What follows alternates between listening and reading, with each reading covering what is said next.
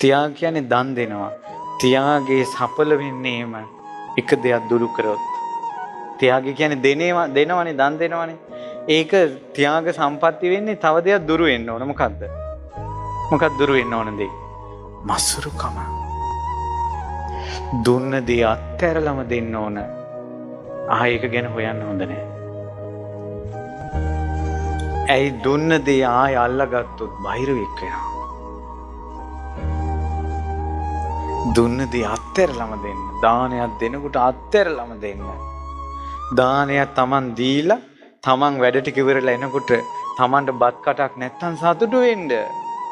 Tamanගේ දානේ ඔක්කොම කාලා කට්ටිය සතුටු වෙන්න.